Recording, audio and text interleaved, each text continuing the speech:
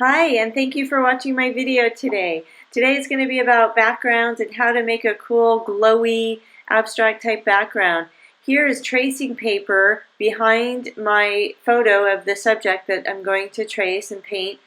This is a stylus pen that I'm using, and I just go over the outlines and some of the shadows so I have kind of an idea of where the shadows are going to be and the highlights and what I really want to save the highlights when I do the masking fluid, and that's going to come up right here in a second.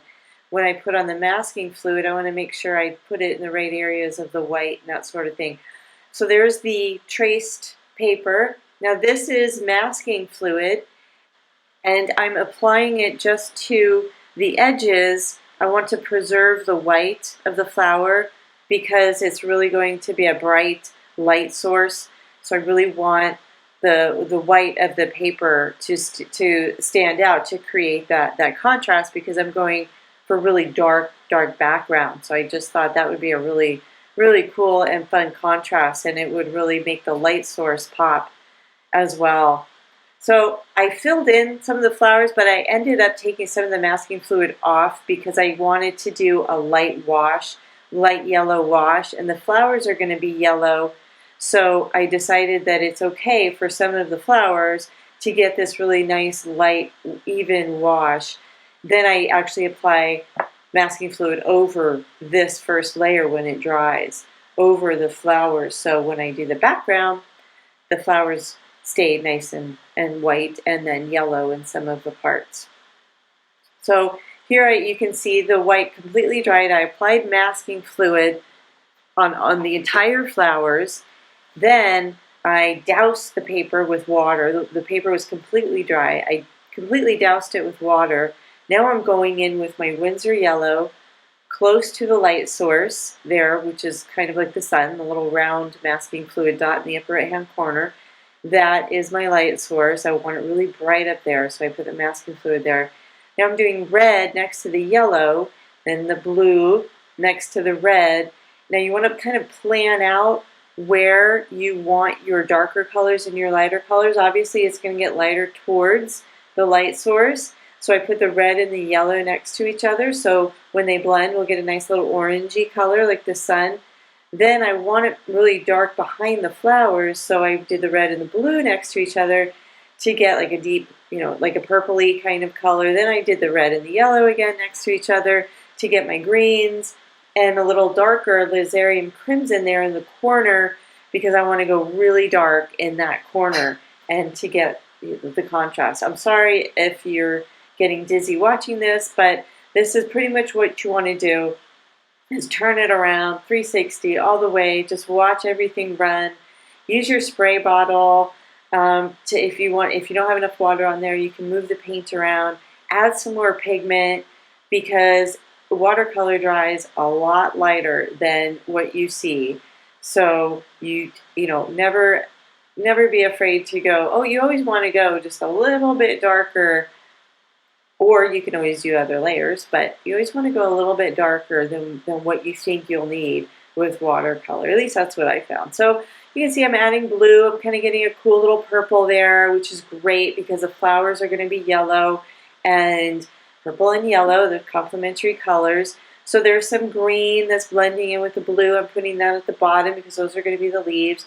Then I want, like I said, that bottom left corner, I'd like that really dark, so I did the Alizarium crimson down there. Now again, this is really only the second layer. I do a couple more layers after this.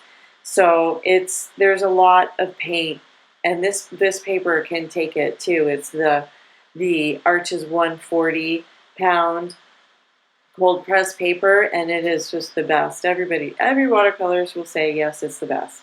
So it really will depend. To do this technique, you really need some good paper, 140, even heavier than 140, because you use so much water.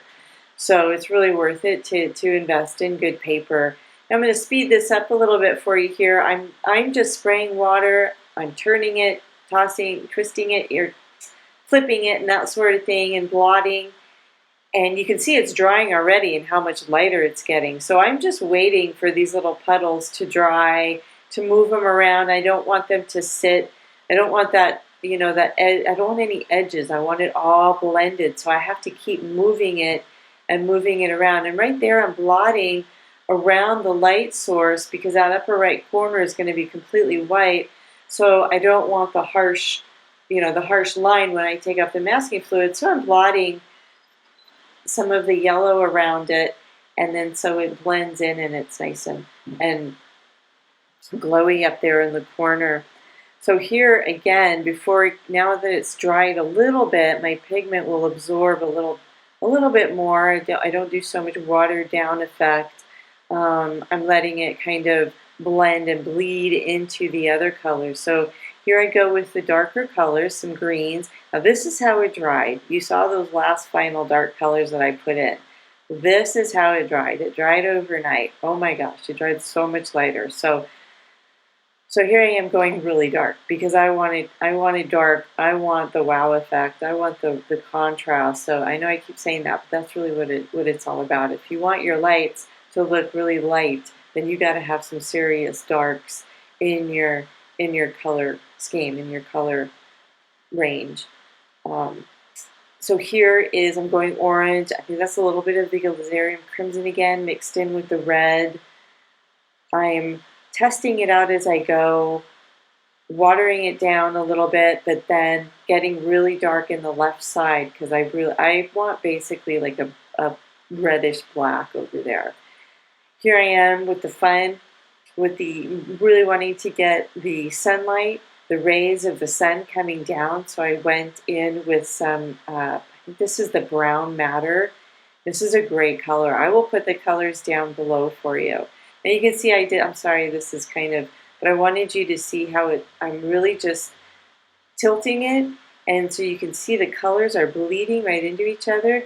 Then I get my greens, and I'm painting in the greens, the leaves, the stems, and I'm doing it when it's wet, but not too wet. It's dried quite a bit, so the green doesn't bleed into everything. So you get a little bit, you know, an edge, but not too much of an edge, a soft edge with these greens.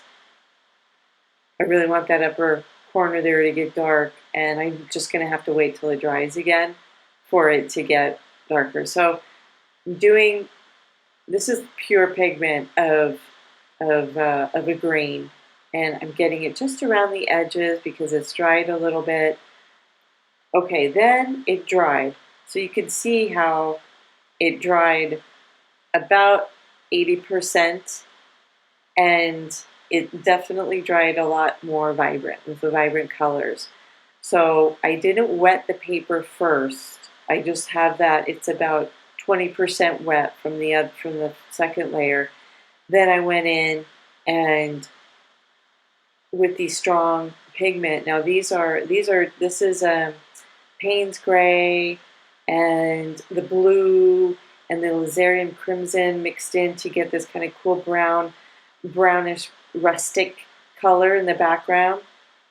And again, I'm spraying, I'm tilting, I'm blending, I'm blotting. If I see something like in that little area, I don't want it too dark there by the light source, so I'm lighting that up again, getting that light. And you just really have to, there you go, there's a little smudge, so I just clean that up. Thank you so much for watching. I hope you got some great tips out of this and you make some wonderful, wonderful, fun backgrounds. Please comment below. I would love to see them actually. And please subscribe. If you'd like to see how I did these loose flowers, please subscribe. I will have a video up soon for these flowers. So, and I'm also on Patreon for tutorials on Patreon. If you would like longer real-time tutorials, please check me out there. Thank you very much and happy painting!